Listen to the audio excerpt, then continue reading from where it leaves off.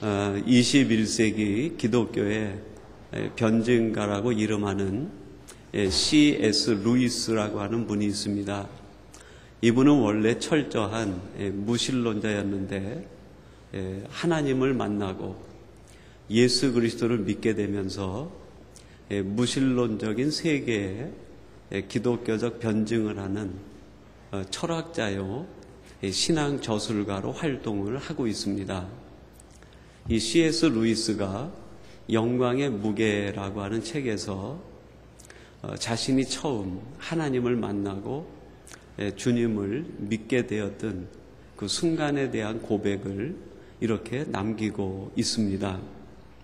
멀리 떨어진 본향을 향한 갈망, 우리가 발견하지 못한 꽃의 향기, 우리가 들어보지 못한 곡조의 메아리, 우리가 한 번도 방문해 보지 못한 나라에서 온 소식, 이것을 내가 매일매일 느끼고 보고 또 경험하고 있다. 나는 그날을 잊을 수가 없다. 그리고 그때 이후에 나는 달라지게 되었다 하는 고백을 하고 있습니다. 멀리 떨어진 이 세상 나라가 아닌 하늘나라, 그 본향을 내가 보게 되었다. 이 세상이 전부 다인 줄 알았는데 더 좋은 다른 세상이 있는 걸 내가 보게 되었다. 내가 본 그 본향이 매일매일 눈에 어른거려 나는 다른 생각을 할 수도 없다. 이런 고백이에요. 이 세상에서 내가 맡았던 그 어떤 향기보다도 더 내 기쁨을 주고 감격하게 하는 그 향기를 맡았는데 그 향기가 지금도 내 마음을 감동케 해서 견딜 수가 없다. 세상 사람들이 자기 기쁨이나 슬픔을 노래하는 그 곡조가 아닌 한 번도 들어보지 못한 그 하늘나라의 멜로디, 그 곡조를 귀로 들었는데 그 뒤에 그 노래가 계속 내 마음을 움직여서 내가 기쁨과 감격에 견딜 수가 없다.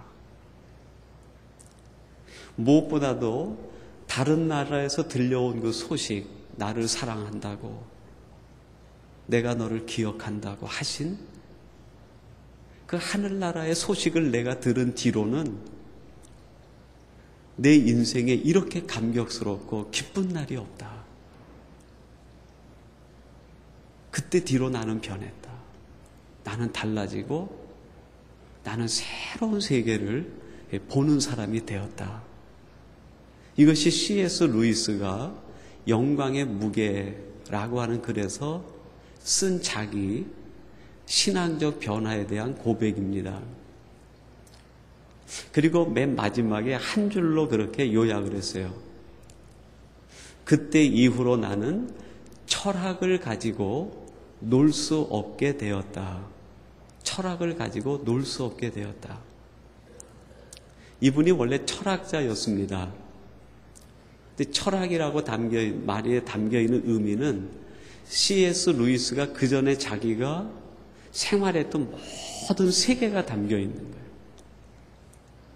내가 이제 더 이상은 나의 옛 세계에 머물 수 없는 사람이 되었다. 이 철학은 C.S. 루이스가 세상에서 자기 야망을 성취하는 하나의 도구고 수단이었습니다. 이 철학을 통해서 자기의 인기, 자기 명예, 자기 야망을 추구하고 세워가려고 했던 거죠. 그러니까 철학은 이 C.S. 루이스의 의미로 보면 야망입니다. 자기의 야망. 근데 그때 이후로 내가 가지고 있었던 그 야망의 세계에서 내가 더 놀 수 없게 되었다. 이게 너무 무가치하고 무의미하게 느껴졌다.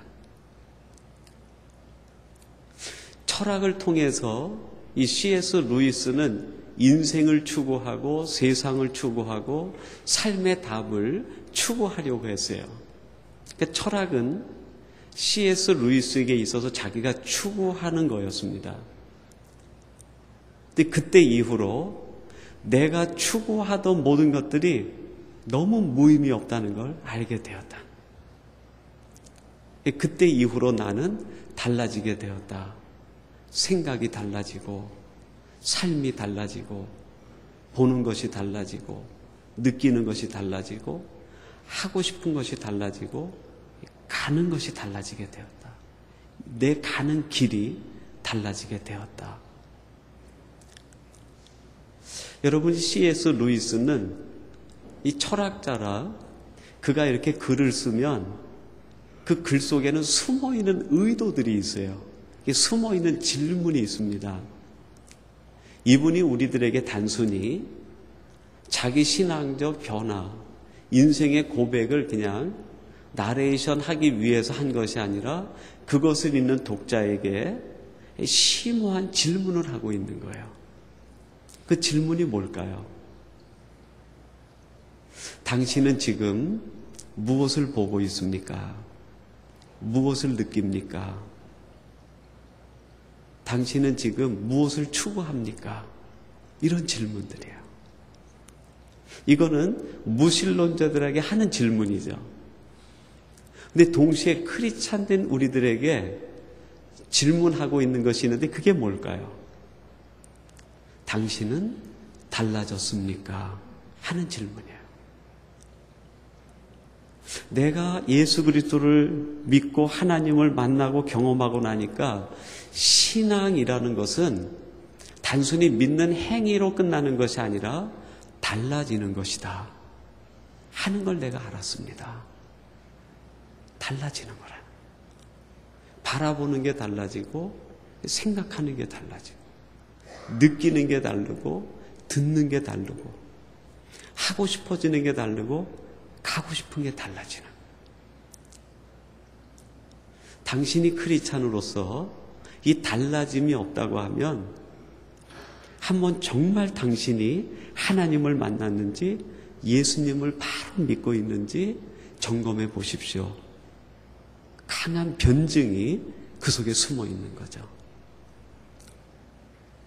이런 의도에서 이 C.S. 루이스가 쓴 글을 통해 여러분에게 한번 질문해 보고 싶어요. 여러분은 달라졌습니까? 예수님과 만난 그 이전과 이후가 달라져 있습니까? 생각이 달라져 있고 느끼는 것이 다르고 하고 싶은 것이 다르고 가고 싶은 것이 달라져 있는가? 스스로에게 질문해 볼 필요가 있어요. 근데 아직도 이전과 이후가 아무 차이가 없다면 우리들이 아무리 내 자신을 나는 크리스찬이라고 이야기할지 몰라도 이 C.S. 루이스가 볼 때에는 아직 하나님을 경험하지 못한 거예요. 주님을 진실히 따르는 제자라고 인정할 수 없다는 거죠. 내 경우를 보니까 달라질 수밖에 없다는 거예요. 어떻게 그 다른 세상을 보고도 이 세상을 사랑하고 어떻게 그 다른 향기를 맡고도 이 땅에는 향기를 좋아하고 어떻게 그 다른 노래를 듣고도 세상 노래를 즐거워하고 어떻게 거기서 들려온 소식을 듣고도 가만히 있을 수 있는가? 이해가 안 간다는 거죠. 그럴 수가 없다는 거예요. 그걸 보고 느끼고 듣고 그 속에서 오는 메시지를 우리를 향한 말씀을 듣는다고 하면 달라질 수밖에 없다는 거예요. 신앙이란 그런 의미에서 달라지는 거라고 할 수 있어요. 달라지는 것이다.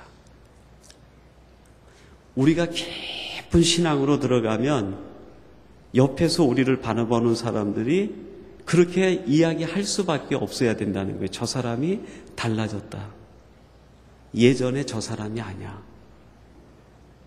예수 믿고 나더니 예전에 내가 알고 있던 그 사람이 아니야. 달라졌어. 단순히 시간을 쪼개서 교회에 나가고 단순히 성경책을 펴서 읽는 것 때문에 달라진 것이 아니라 생각이 달라지고 마음의 근본이 달라지고 추구하는 것이 달라지고 하고 싶은 것이 달라지고 가는 곳이 달라졌다. 그 고백을 할 수밖에 없어야 된다는. C.S. 루이스는 그때 이후로 내가 달라졌다. 그렇게 고백을 해요. 이런 사람이 오늘 성경 본문에 또 하나 등장합니다. 이게 사도 바울이에요. 오늘 본문은 사도행전 20장 1절 한 절로 되어 있는 아주 짧은 본문인데 그 속에 사도 바울의 신앙 고백이 전부 농축돼 들어가요. 얼마나 귀한 이 본문인지 모릅니다. 제가 한번 다시 여러분에게 본문 말씀을 읽어드리겠습니다. 소요가 그침에 바울이 제자들을 불러 권한 후에 작별하고 떠나 마게도냐로 가니라. 그렇게 얘기합니다. 제자들을 전부 불러서 한곡하게 권한 뒤에 그들 작별 인사를 나누고 마게도냐로 갔다. 그 얘기예요. 다시 마게도냐로 바울이 갔다. 그 얘기예요. 여러분이 마게도냐라는 지역이 이 사도 바울의 인생에 있어서 처음 등장하는 것은 2차 선교 여행 때입니다. 2차 선교 여행 때 사도 바울이 생각했던 선교 여정은 드로아에서부터 소아시아를 중심으로 해가지고 이 동쪽으로 쭉 가면서 시리아까지 복음을 전하는 거였어요. 그래서 이 복음 전하는 계획을 실현하기 위해서 무시아에서 배를 타고 드로아에 와서 선교 프로젝트를 완성하고 아시아 선교를 떠나려고 결단하는데 사도행전 16장에 보면 그날 그 밤에 주께서 환상 가운데 나타나 마게도냐 사람 환상을 보여줍니다. 마게도냐 사람 하나가 환상에 나타나서 바울에게 얘기하는 거예요. 건너와서 우리를 도우라. 우리를 도우라. 환상에서 깨어난 뒤에 바울이 도대체 이게 무슨 뜻인지 해석을 하지 못합니다. 나는 동으로 가는 것이 내 계획인데 왜 나를 서로 가라고 하느냐. 내가 가지고 있는 프로젝트는 아시아인데 왜 유럽과 서양 쪽으로 내 발길을 돌리시는가. 처음엔 이해가 되지 않았지만 주께서 주신 환상 앞에 순종하면서 그 길을 따라갑니다. 그래서 마게도냐 지역으로 2차 선교 여행의 여정이 바뀌게 돼요. 그래서 첫 번째 간 성이 빌립보라는 성입니다. 거기서 루디아라는 여인을 만나서 빌립보 교회가 세워지긴 했지만 2차 선교 여행은 전체가 사도 바울에게 엄청난 고난의 장소들을 만나기 시작을 해요. 빌립보에서 복음을 전하는데 억울한 누명을 쓰고 빌립보의 유력한 사람들한테 잡혀가지고 온갖 매질을 당해서 빌립보의 바위를 깎으러 만든 그 감옥에 갇히게 돼요. 또 가장 깊은 감옥에 햇빛 한 자락 들어오지 않는 가장 깊은 감옥에 갇히게 돼요. 그 빌립보에서 누명을 쓰고 매를 맞고 그 깊은 감옥에 갇혀 있다가 하나님의 은혜로 풀려난 뒤에 데살로니가에 갔는데 데살로니가에서는 그 동네에 있는 유력한 자들이 깡패를 동원해 가지고 바울을 죽이려고 살해 음모를 꾸며요. 바울을 죽이려고 하는. 그 위협을 깨닫고 바울을 사랑하는 몇몇 사람들이 사도 바울을 데살로니가에서 베레아로 피신을 시킵니다. 데살로니가에서는 생명의 위협을 당하요. 살기 등등한 사람들을 만나는. 베레아에 내려갔더니 데살로니가 사람들보다 신사적이어서 그들에게 복음을 전하는데 데살로니가에 있는 이 잡배들이 베레아까지 내려와서 바울을 죽이려고 하는. 이걸 알고 밤중에 이 바울을 성벽에 밧줄을 태워 내려가지고 아테네로 피신을 시켜요.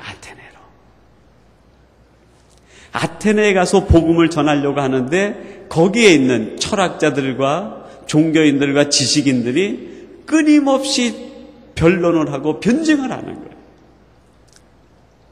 바울에게서 복음을 듣는 것이 아니라 바울을 정신적으로 괴롭히는 거예요. 정신적으로. 신앙적으로 괴롭히고.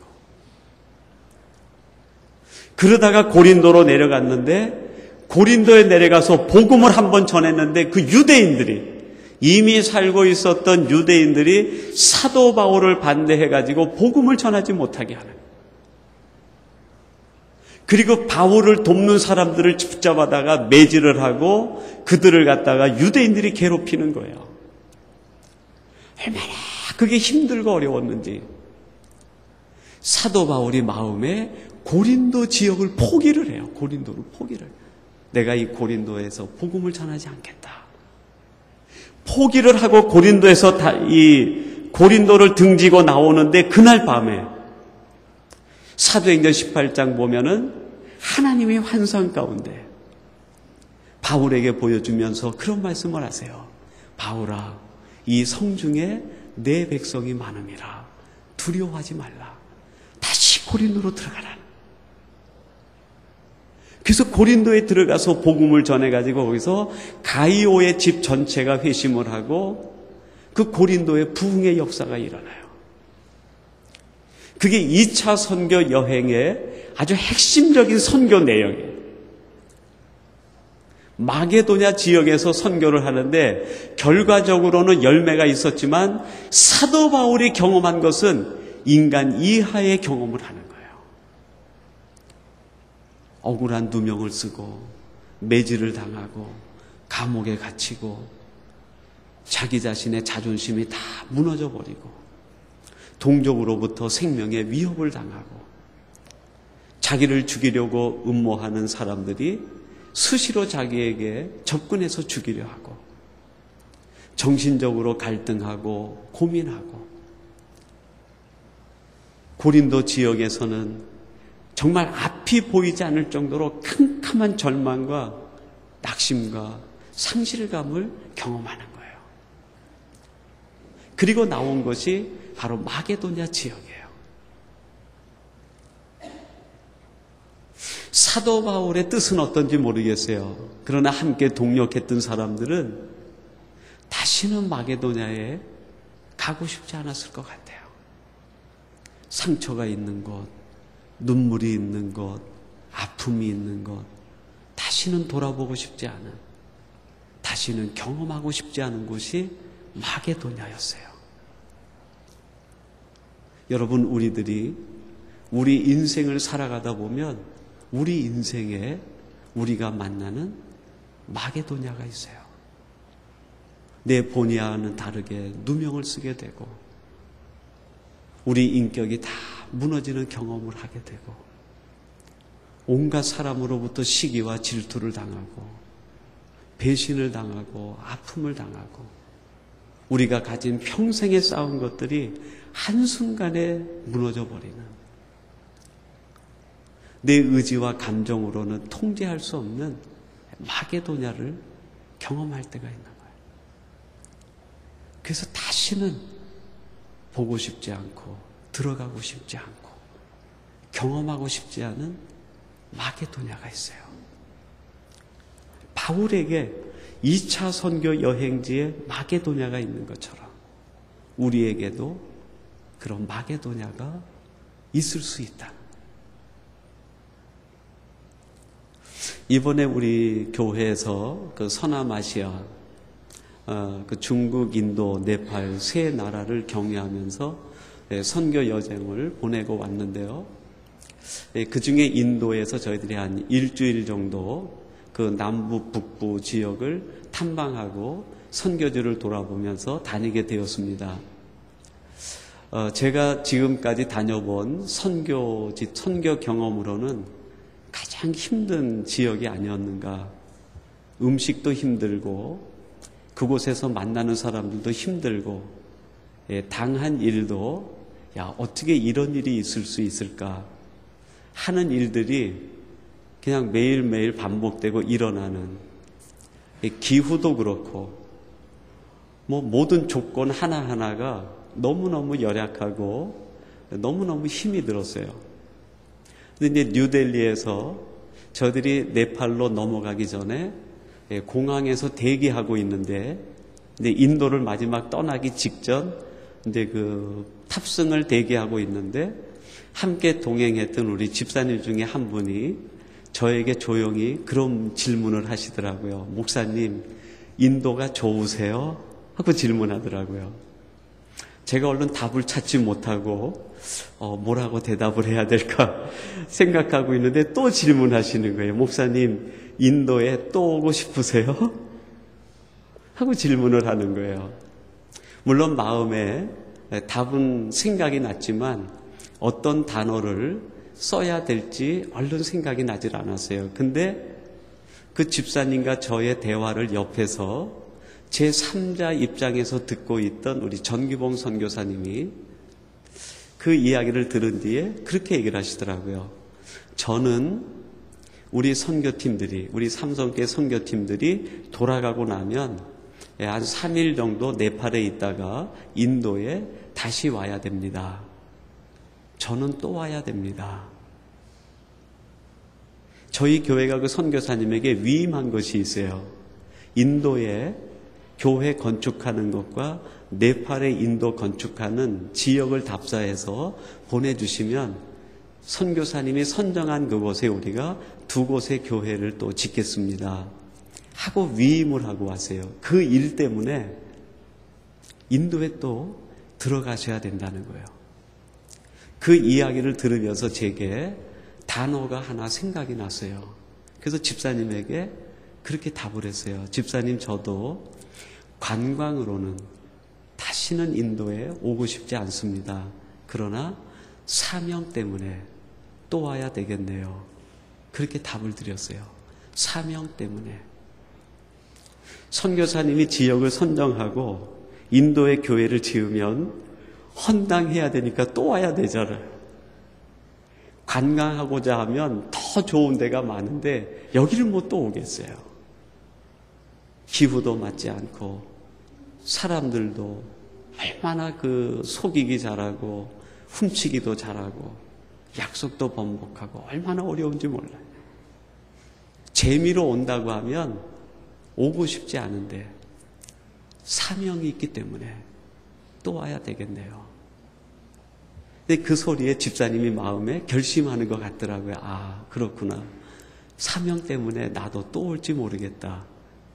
그런 마음에 결심을 하는 듯한 눈빛을 보내시더라고요. 지금 사도 바울이 마게도냐 2차 선교 여행 때 경험한 그 경험을 생각하면 가고 싶지 않은 거예요. 경험하고 싶지 않은 거예요. 그곳에 다시는 발을 디디고 싶지 않은 거예요. 눈길도 주고 싶지 않은 거예요. 그런데 사명 때문에 다시 마게도냐로 가니라. 그것이 오늘 우리 1절 본문 문맥 속에 숨어 있는 거예요. 가고 싶지 않은데, 경험하고 싶지 않은데, 보고 싶지 않은데, 다시는 함께하고 싶지 않은데 사명 때문에 또 거기를 들어가는. 여러분, 우리가 경험하는 마게도냐, 어쩌면 이 시간 예배하러 나오신 성도님들이 마게도냐 때문에 이 자리에 나와 계시는 분이 계신지도 모르겠어요. 하나님, 제 인생에 마게도냐가 있습니다. 이 마게도냐를 제 인생에서 삭제시켜 주시든지 잘라 주시든지, 그게 안 되면 저를 마게도냐로부터 분리시켜 주시든지 저를 마게도냐에서 떠나게 하시든지 하나님, 오늘 결단 냅시다. 오늘 한번 하나님, 저하고 이 문제 가지고 끝장을 냅시다. 그런 마음으로 이 예배 자리에 오신 분들이 있으신지 모르겠어요. 근데 하나님이 우리에게 주시는 말씀은 마게도냐로 다시 들어가라. 다시 들어가라. 여러분, 이게 우리 신앙적인 갈등이고 이게 우리 신앙의 문제입니다. 신앙이 없다면 마게도냐 왜 들어가겠어요? 그 경험하고 싶지 않은 곳에 왜 또 들어가겠어요? 그곳에서 왜 또 관계를 이루고 또 생각을 섞으며 살아가겠습니까? 신앙이 없다면 갈 필요가 없는, 내 의지와 감정을 따라 선택하면 되는, 내 신앙 때문에. 그 신앙이 우리에게 주시는 음성이 다시 들어가라, 다시 들어가라. 바울이 그 음성을 따라서 두 번째 마게도냐로 다시 들어가요. 근데 그 마게도냐가 너무너무 힘든 곳이기 때문에 바울이 두 가지를 마음에 품고 들어갑니다. 자기 의지와 감정을 가지고 들어가는 것이 아니라, 자기 지식과 계변과 철학을 가지고 들어가는 것이 아니라, 하나님이 주시는 새로운 것 두 가지를 마음에 품고 마게도냐로 들어가요. 첫 번째 무엇을 품었습니까? 사랑의 마음을 품고 들어갑니다. 여러분, 오늘 본문 1절 중반절에 보면 그렇게 되어 있습니다. 제자들을 불러 권한 후에, 그렇게 되어 있어요. 이미 바울의 마음은 마게도냐로 가겠다 결정이 났어요. 가지만 않았지, 마게도냐로 가기로 결정이 난 뒤에 함께 있었던 에베소의 제자들을 전부 불러 모은 거예요. 디모데도 부르고 이 누가도 부르고 그 성도들 한 사람 한 사람 불러서 그 10여 명 사람을 모아놨어요. 그리고 그들에게 권한 뒤에 마게도냐로, 이 권하다라는 말이 헬라어 원문으로는 파라클레이시스라는 말로 기록이 되어 있어요. 파라클레이시스. 그 말 뜻이 직역하면 위로하다, 권면하다, 격려하다, 그런 뜻이에요. 근데 주석가들은 그거를 의역을 했는데, 의역을 하면 그런 뜻이 있어요. 다시 사랑하다, 포용하다. 더 의역을 하면 문맥 전체를 가지고 풀면 용서하다, 그런 뜻까지도 담겨 있다. 이게 주석이 되어 있어요. 이 파라클레이시스라는 동사에서 명사형이 파생됐는데 그게 파라클레토스라는 말이 파생됐어요. 파라클레토스는 요한복음 14장에서 예수님이 돌아가신 뒤에 하나님께서 성령님을 보내주실 때 그 성령님의 이름이 파라클레토스예요. 보혜사로 번역이 됐어요. 그 뜻을 풀면 위로자, 돕는 자, 사랑하는 자, 능력자, 그런 뜻이 있어요. 그러니까 바울이 지금 내가 마게도냐로 가야지 하고 결정하고 사람들을 불러 모으고 그들에게 파라클레이시스의 말을 쭉 전합니다. 이거는 그 제자들을 위한 말인 동시에 사도 바울의 자기 결단이에요. 내가 이제 이 파라클레이시스로 마게도냐로 가야지, 그 결단이 있는 거예요. 내가 이제 마게도냐로 가는데 정말 가고 싶지 않은 것, 정말 경험하고 싶지 않은 것, 다시는 보고 싶지 않은 것, 그곳을 가야 되는데 내가 무엇을 가지고 가야 되는가? 파라클레이시스를 가지고 가야 되겠다. 위로의 마음, 격려의 마음, 사랑의 마음, 포용의 마음을 가지고 가야 되겠다. 나 혼자 가지고는 안 되고 보혜사가 나와 함께 해야 되겠다. 성령님과 함께하고 위로자와 함께하고 나를 도우시는 그분과 함께 해야 되겠다. 그게 바울의 고백이에요. 우리들이 만나는 마게도냐가 있어서 하나님, 이 마게도냐가 제 인생에서 없어지든지 제가 여기를 떠나든지 하나님 결정해 주십시오 하는 우리들에게 하나님이 주시는 말씀은 다시 마게도냐로 가라. 가되 파라클레이시스와 함께 가라.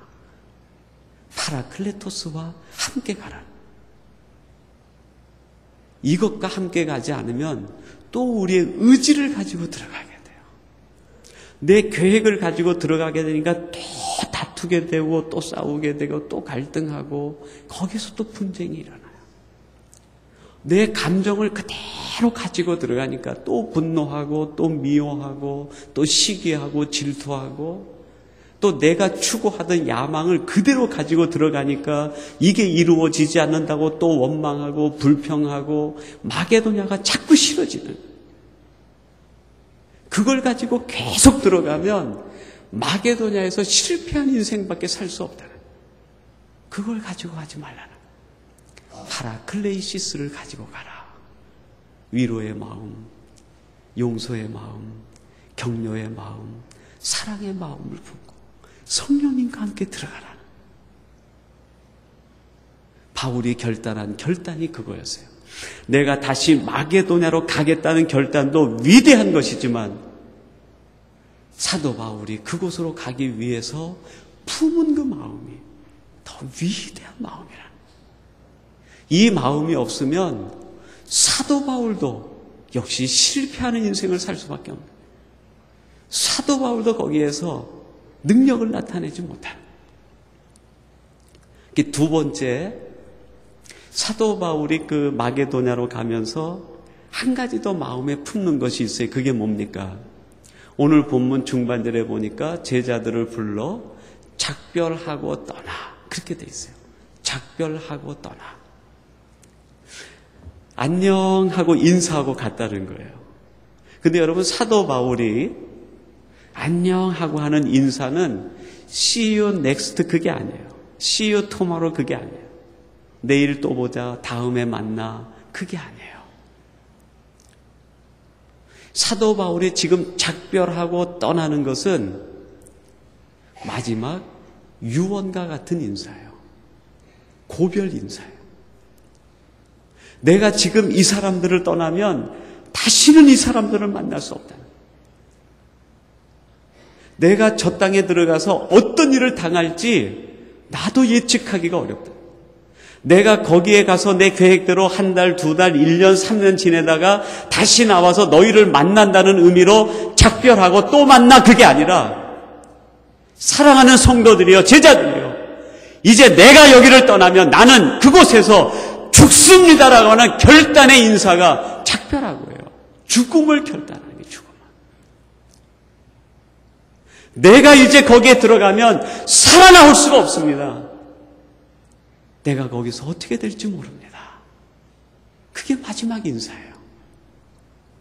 그래서 여러분, 사도 바울이 성도들과 인사할 때마다 성도들이 통곡을 하는 거예요. 통곡을 하는 거예요.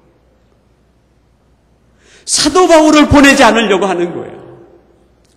바울이 거기에 들어갔다가 죽을 것이 예측이 되니까, 이것이 마지막 인사라고 생각이 되니까 통곡을 하는 거예요. 보낼 수가 없다는 거예요. 바울도 그걸 결단하는 거예요. 작별하고 떠날 때 다시 만납시다, 그게 아니라 나는 죽음을 각오했습니다. 나는 죽기로 결단했습니다. 그게 그 문장 속에 담겨있는, 그 사람들과 작별할 때 바울의 마음은 나는 이미 죽기를 결단했습니다. 나는 죽음을 각오했습니다. 나는 내 생명을 하나님께 걸었습니다. 그 뜻이 담겨 있는 거예요. 죽음을 각오하고 마게도냐로 들어가는, 죽음을 각오하고 들어가는. 여러분, 사도 바울이 죽음을 각오하고 들어갈 때 근본적으로는 자기 생명까지도 하나님께 맡기는 거죠. 근데 그거를 심리적으로, 정신적으로 우리가 이해해 보면 그 속에 그런 바울의 자기 결심이 있는 거예요. 내가 그곳에 들어가선 내 인격도 죽이고, 내 자존심도 죽이고, 내 감정도 죽이고, 내 야망도 죽이고, 내가 이전에 추구하던 모든 것도 죽이고, 내가 가지고 있는 인기, 내가 가지고 있는 지위, 내가 가지고 있는 권력, 내가 누리던 세상적 모든 것 다 죽이고 그곳으로 들어가겠습니다. 그 뜻이 담겨 있는 거예요. 여러분, 우리가 가서 하나님의 영광을 드러내야 될 마게도냐에서 왜 갈등이 일어납니까? 죽이지를 못해서, 내 자존심을 죽이지 못하고, 순간에 일어나는 내 분노를 죽이지 못하고, 순간적으로 일어나는 내 명예와 자기 자신의 꿈을 죽이지 못하고, 자기를 죽이지 못해서 마게도냐가 힘들어지는 거예요. 마게도냐만 생각하면 고통스러운 거예요. 그곳에서 내가 죽어야 되는데 죽질 않으니까 마게도냐가 영원한 마게도냐로 우리를 괴롭히는 거예요. 내 그곳에서 내 인격도 밟히면 어떠냐? 그것도 죽이고, 내 자존심이 무너지면 어떠냐? 그것도 죽이고, 내 감정도 죽이고, 세상에서 가지고 있는 조그마한 그 위치도 마게도냐에서 이게 무슨 의미가 있겠어요? 그것도 죽이고, 다 거기서 포기할 때 역설적 신비가 일어나는, 나는 죽는 것 같은데 하나님이 살아나시는, 나는 다 죽은 것 같은데, 끝난 것 같은데 열매가 맺히고 은혜가 맺히고 그 속에 하나님의 일이 이루어지게 되는 거예요. 오늘 본문에서 바울이 제자들 앞에서 결단합니다. 내가 다시 마게도냐로 들어갑니다. 제자들은 그 의미를 알았어요. 제자들은 그 마게도냐가 어떤 곳인지를 알기 때문에, 왜 바울이 마게도냐로 들어가기 전에 자기들을 파라클레이시스 하는지 그걸 알았어요. 아, 바울이 이것 가지고 들어가는구나. 왜 바울이 마게도냐로 들어가기 전에 자기들에게 죽음의 결단이 담겨있는 작별 인사를 하는지 알았어요. 아, 죽음을 결단하고 들어가는구나. 그래서 그들은 바울을 보내면서 통곡할 수밖에 없었어요. 울을 수밖에 없었어요. 여러분, 우리들은 마게도냐를 떠나려고만 합니다. 내 인생에서 마게도냐가 사라지게 해달라고 하나님 앞에 구하기만 해요. 그게 우리 생각이에요. 내 아버지의 생각은 달라요. 하나님의 생각은 우리를 다시 마게도냐로 보내시는 거예요. 거기서 하나님이 원하시는 열매를 얻기 위해서, 거기서 하나님이 원하시는 부흥을 맛보기 위해 또 우리를 마게도냐로 보내시는, 오늘 이 시간 마게도냐 때문에 갈등하고 고민하는 분이 있다고 하면 바울처럼 다시 마게도냐를 품으세요. 파라클레이시스를 갖고 파라클레토스와 함께 죽음을 결단하고 마게도냐로 들어가면 그곳이 새로운 복음에 하나님이 역사하는 천국이 될 줄로 믿습니다. 여러분의 삶의 마게도냐가 천국으로 바뀌게 되기를 주님의 이름으로 축원합니다. 우리 같이 기도하겠습니다. 하나님 아버지, 저희들은 이 땅을 살아가면서 우리가 만나는 마게도냐 때문에 갈등하며 눈물 짓고 슬퍼하며 우리 인생을 저주하고 아파할 때가 있습니다. 그래서 신앙의 이름으로 하나님께 내 인생의 마게도냐를 제거해 주시든지, 차라리 나를 마게도냐로 떠나게 하시든지 분리시켜 주시든지, 아니면 제 인생을 거두어 가달라고 구할 때가 있습니다. 그러나 하나님, 우리에게 주시는 말씀이 다시 마게도냐로 돌아가라 말씀하시고, 다시 돌아갈 때는 예전의 의지와 감정으로 갖고 돌아가는 것이 아니라 파라클레이시스와 함께 파라클레토스의 힘을 얻어 죽음을 각오하고 들어가라고 하는 음성을 들려주십니다. 이 음성을 따라 다시 결단하여 마게도냐로 들어가는 신실한 하나님의 사람들 되게 해 주시옵소서. 우리 삼성교회가 이 거대한 마게도냐 같은 세상에 이 파라클레이시스와 파라클레토스를 붙들고 죽음을 결단하고 들어가는 교회 되게 하시고, 오늘 하나님의 복음이 전해져야 될 저 세상으로 파송되어지는 우리 젊은이들이 있습니다. 우리 젊은이들이 가슴에 이 파라클레시스를 품게 하시고 파라클레토스와 함께 죽음을 각오하며 들어가게 주시옵소서. 예수님의 이름으로 기도하옵나이다. 아멘.